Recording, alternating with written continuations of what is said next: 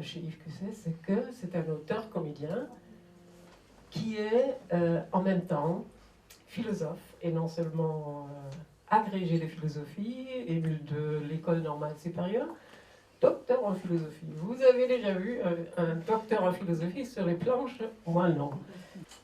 Pourquoi l'univers? Pourquoi l'existence? Pourquoi la fin de l'existence?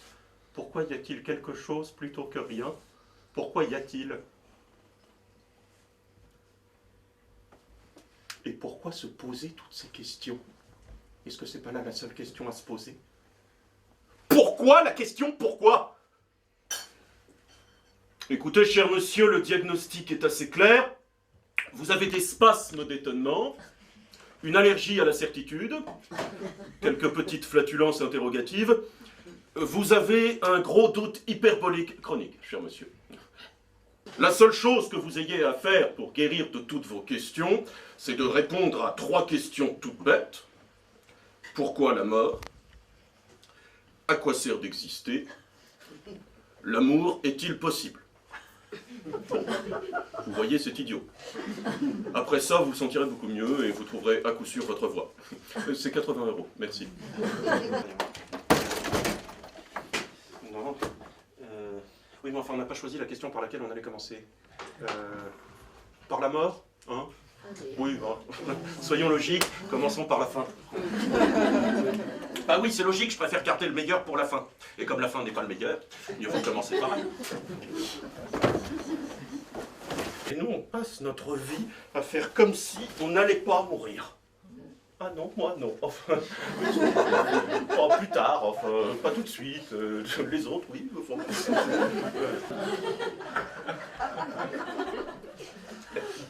la mort a ceci de commun avec les vacances qu'elle détend. Heureusement, les philosophes sont là pour libérer l'homme de la peur de la mort. Ah, et ben voilà une bonne nouvelle, les philosophes sont là. La mort a ceci de commun avec les soldes que tout doit disparaître. C'est vrai ça, qu'est-ce qui me prouve que vous existez réellement? Ah bah merci, rien. Vous seriez pas un peu des intermittents de l'existence? Esse est percipi. Voilà, c'est ce qu'il dit Berkeley. C'est du latin. Esse est percipi, exister c'est être perçu, c'est ce que je vous disais à l'instant, vous voyez, ça se vérifie, c'est Berkeley qui dit. Tout l'être n'est que dans son être perçu, tout l'essai est dans son percipi. Voilà. Ouais, je sais. Je vous drague un petit peu, mais en fait, ce soir je tenais à vous le dire, ma plus belle histoire d'amour, c'est vous. Et il suffit d'un peu d'amour pour se sentir exister réellement. Mais alors, où est l'amour? Où est l'amour? Où est l'amour? Amour? Amour? Où est l'amour? Amour? Amour. Alors, nom masculin. Ah bon? Affection vive pour quelqu'un ou pour quelque chose. Exemple, de Dieu, du prochain, de la patrie, de la liberté. Oh là là, tout ça? Pourquoi ils n'ont pas mis les fraises? Paris, Hélicon, 6 mars 2011, conférence écuménique et interacadémique. Que faire quand on se prend un « je t'aime » dans la gueule? Alors, cela dit, rassurez-vous, il y a quand même 2-3 petites choses à faire une fois le choc encaissé. cachez surtout à l'autre la douleur du choc. Vous pouvez même lui faire croire, si vous vous en sentez la force, que c'est agréable, avec un léger sourire, pas trop souligné. Mais évitez la politesse déplacée du type merci, c'est très aimable. Mais il est aussi très vivement déconseillé de répondre moi aussi. Il y a quelques connaisseuses. Moi aussi, ça peut tout aussi bien vouloir dire moi aussi, je m'aime. Et que vous avez le malheur de vous aimer. Attention, même en couple, ça arrive.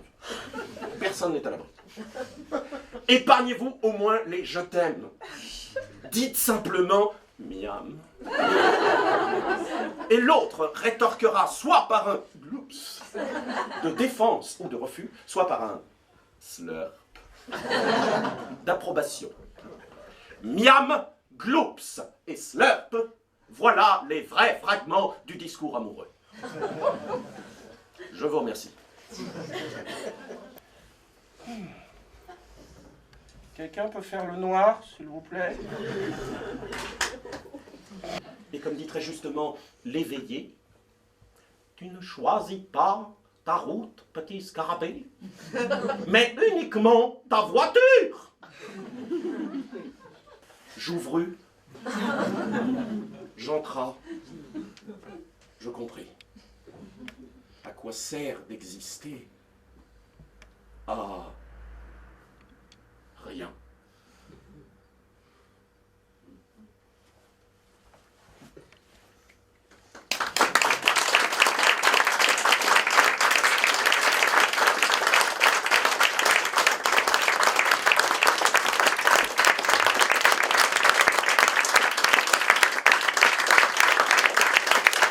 Exister, pourquoi faire? Alors si vous avez des idées, sinon je peux vous en donner, mais... Par rapport au spectacle, il y a la question évidente, j'y réponds pas. Vous avez vu au moment où j'essaie d'y répondre, à la fin je dis finalement j'arrive à trouver, mais c'est quand la voie s'ouvre et quand enfin j'ai l'impression de commencer quelque chose que je peux dire exister ça sert à rien et que c'est pas du tout triste finalement. Quand on le dit comme ça, on se libère d'une certaine forme d'attente et qu'est-ce que je voulais dire? Et alors que j'y réponds pas du tout quand je pose la question. Ça peut sert d'exister, je dis mais qu'est-ce que... Mais oui, mais voilà, d'abord je vais qu'est-ce que c'est, qui existe exactement, voilà. Et donc je suis complètement perdu quand je cherche à y répondre dans le spectacle. Le sous-titre de Rien ne sert d'exister, c'est comment trouver la voie quand on part de rien et qu'on va nulle part. C'est une question d'engagement aussi. C'est... l'engagement politique, j'ai du mal à différencier ça de l'engagement existentiel. Je crois que quelqu'un qui s'engage politiquement, est-ce que c'est vraiment pour ses convictions? C'est aussi pour savoir quoi faire de son corps. Je veux dire, quand on manifeste, on est là, on existe avec d'autres, dans une forme de solidarité assez charnelle, même si c'est une manifestation et pas une partouze. Et mais ça, voilà, on est toujours au bord d'eux. Et ce qui est dans l'air du temps, c'est qu'il y a pas mal de recherches autour de comment est-ce qu'on rend la philosophie un peu plus accessible, populaire.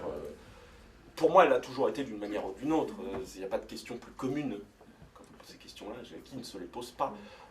Ensuite, chacun va chercher des instruments de réponse. Simplement, il y a l'enseignement académique de la philosophie à délimiter un corpus de réponses possibles à ce type de grandes questions. Mais c'est un corpus de réponses possibles. On n'est pas obligé de lire Descartes ni Spinoza pour avoir des réponses à ces questions métaphysiques. Je connais des gens autour de moi qui ont le souci d'usurpation d'identité. C'est pas rien. Ça pose la question de l'existence. Enfin, un groupe important d'adolescents qui ne savent absolument pas à quoi ils aimeraient ressembler. Qu'est-ce qu'ils aimeraient devenir? Comment ils aimeraient exister? Ceux qui tout d'un coup montrent un rapport à eux-mêmes complètement trouble, asocial, dysfonctionnel, nous angoissent. Et nous font perdre nos repères. C'est nous qui n'avons plus de repères, c'est pas tellement les adolescents. Puisqu'on parle des adolescents, l'énorme avantage de l'enseignement de la philosophie, c'est de permettre d'asseoir à un moment donné le trouble de son identité. Poser le doute comme ça, et en faire un élément qui peut devenir un élément de construction.